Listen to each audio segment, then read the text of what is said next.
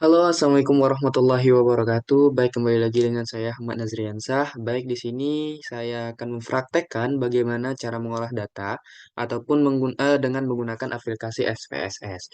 Baik, pada video kali ini saya akan mempraktekkan sekaligus memberikan sebuah informasi kepada teman-teman sekalian. Bagaimana sih cara kita mengolah data ataupun menganalisis data dengan menggunakan metode regresi linear sederhana dengan aplikasi SPSS. Nah, sebelum kita beranjak lebih jauh bagaimana prakteknya nanti, ada baiknya sih kita terlebih dahulu mengetahui secara dasar apa sih tujuan dari regresi linear sederhana. Baik, tujuan regresi linear sederhana yang pertama itu adalah menganalisis menganalisis data untuk menguji pengaruh suatu variabel bebas terhadap variabel terikat. Nah, tentunya selain tujuan juga terdapat syarat untuk melakukan regresi linear sederhana. Syarat yang pertama yang ini valid dan reliable, dan syarat yang kedua adalah normal dan linear. Nah, adapun dasar pengambilan keputusan, nanti jika data yang sudah kita input ke SPSS, ada dasar pengambilan keputusan apakah variabel X dan variabel Y kita itu berpengaruh atau tidak. Dan beginilah caranya. Untuk dasar pengambilan keputusan, pengambilan keputusan dalam uji regresi linear sederhana dapat mengacu dua hal, yakni membandingkan nilai signifikasi dengan probabilitas 0,05. Yang pertama, jika nilai signifikasi kurang dari 0,05, artinya variabel X berpengaruh terhadap variabel Y, dan sebaliknya. Jika nilai signifikasi lebih dari 0,05, artinya, variabel X tidak memiliki pengaruh terhadap variabel Y, dan sebaliknya ya. Baik, kita langsung saja untuk praktek. Bagaimana sih cara mengaplikasikan uji regresi linear sederhana ini? Karena saya kira kalau kita hanya belajar dari teorinya saja, kita akan kebingungan ya bagaimana untuk mengaplikasikannya. Baik, di sini saya sudah mempunyai data yang akan kita isi di SPSS-nya nanti. Nah, jika teman-teman bingung data ini saya dapatkan dari mana, ya data ini saya dapatkan dari kuesioner saya yang sudah saya sebar sebelumnya. Ya, untuk data yang di-input di SPSS cukup hanya penjumlahan hasil variabelnya saja. Misalnya, kita di setiap kuesioner itu memiliki 10 pertanyaan, ya. Nah, dari variabel bebas ataupun variabel terikat. Nah, yang di-input ke dalam SPSS-nya itu hanya jumlah hasil variabelnya saja. Contohnya begini.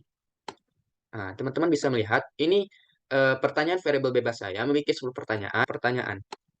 Nah, dan untuk input data yang akan kita input ke SPSS-nya nanti, data yang ini 14, 16, 15, 12, 12, 11 dan lain sebagainya. Dan di mana sih dapat nilai 14, 16, 15, 12 dananya? Dari hasil penjumlahan yang pertama, pertanyaan kedua, ketiga dan seterusnya, dan ketemulah hasil dari 14, 16 dan sebagainya. Nah, sekarang langsung saja kita input untuk data yang sudah kita dapatkan, kita copy lalu kita pindahkan ke SPSS-nya di bagian variable view, ya. Diharapkan untuk teman-teman SPSS tidak menerima huruf, ya, tidak menerima huruf seperti halnya sebegini. Kita hapus saja. Oh ya, maaf. Hmm, maaf, kita ulang ya, ada kesalahan. Kita ulang, tadi kena copy hurufnya. Jadi untuk bagian huruf itu nggak usah di copy, cukup hanya bagian angkanya saja. Nah, demikian kita copy terlebih dahulu. Maaf. Lalu kita pindahkan ke SPSS-nya. Nah, jadi SPSS-nya itu hanya menerima angka dan tidak menerima huruf. Terus ke variabel terikatnya, kita copy. Oh, maaf, salah. Kita copy dan kita pindahkan ke SPSS. Oke. Nah, sekarang sudah saya input untuk datanya. Lalu kita beralih ke variable view. Nah, untuk di kolom name ataupun nama, kita rubah ke X untuk menandakan bahwasannya itu adalah variabel bebas. Dan untuk kolom yang kedua, kita ganti dengan Y untuk menandakan bahwasannya itu variabel terikat. Dan untuk desimal, kita rubah saja ke 0, sama halnya yang eh, yang kedua, 0. Dan untuk label, kita namai dengan judul dari variabel kita. Kalau untuk judul variabel saya ini, untuk yang bebas itu adalah pertambangan timah. Dan untuk variabel terikat saya itu ada ekonomi dan kerusakan lingkungan. Nah, baik. Setelah kita input di kolom name sama label dan decimal tadi, kita kembali lagi ke data view dan cari analyze dan pilih metode regression linear. Nah, nah di sini di linear regression ada dua kotak ataupun dua pilihan dan di mana dependent artinya itu terikat sedangkan independent artinya itu bebas dan kita memasukkan setiap variabel kita sesuai dengan kotaknya masing-masing. Nah, pertambangan timah ini merupakan variabel bebas saya, jadi saya masukkan ke kotak independent. Dan untuk ekonomi dan kerusakan lingkungan, karena itu variabel terikat, jadi saya masukkan ke dependent. Nah, terus kita oke. Nah, dan keluarlah hasilnya. Jadi untuk output dari data yang sudah kita input tadi, inilah outputnya. Sekarang kita lihat. Kita pakai rumus yang tadi. Nah, dasar pengambilan keputusan. Jika nilai signifikasi kurang dari 0,05, artinya variabel X berpengaruh terhadap variabel Y. Dan sekarang kita cari nilai signifikasinya itu di mana. Nah, untuk melihat nilai signifikasinya, kita lihat di tabel ANOVA, yakni ada signifikasi atau sig untuk tulisannya, yaitu sebesar 0,40. Nah, jadi secara tidak langsung, 0,40 itu lebih kecil daripada 0,05.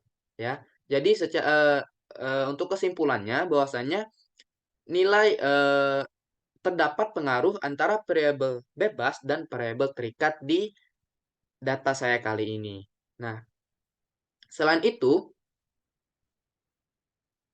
nah ini dia. Dari output tersebut diketahui bahwasanya nilai F hitung ini ya di sebelah signifikasi sama dengan 4,61 dengan tingkat signifikasi sebesar 0,40 lebih kecil dari 0,05, maka model regresi dapat dipakai untuk memprediksi pengaruh antar variabel X dan variabel Y, antar variabel bebas dan variabel terikat.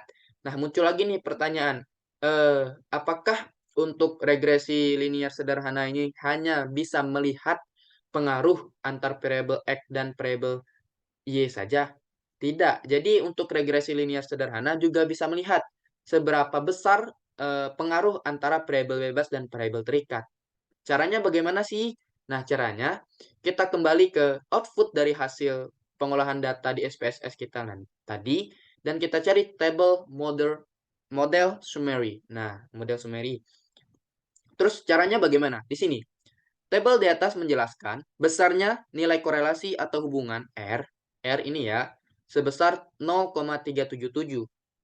Nah, dari output tersebut diperoleh koefisiensi determinasi R square sebesar 0,14 ini ya di kolom model summary yang mengandung pengertian bahwa pengaruh variabel bebas religisitas terhadap variabel terikat agresivitas adalah 14,2% dan ini adalah nilai berpengaruhnya variabel X dan variabel Y. Dan dari mana sih kita mendapatkan nilai sebesar 14,2%? Dari R square 0,142 kita rubah menjadi persen. Jadi 0,142 dirubah menjadi persen menjadi 14,2%. Dan demikianlah untuk besaran pengaruh antara variabel X dan variabel Y. Nah, mungkin sekian untuk praktek kita kali ini. Jika di dalam penjelasan saya terdapat kata-kata saya yang salah, saya mohon maaf. Saya akhiri, sampai ketemu di video selanjutnya.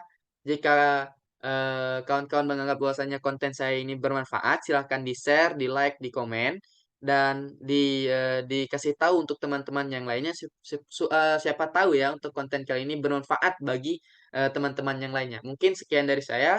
Saya akhiri. Wassalamualaikum warahmatullahi wabarakatuh.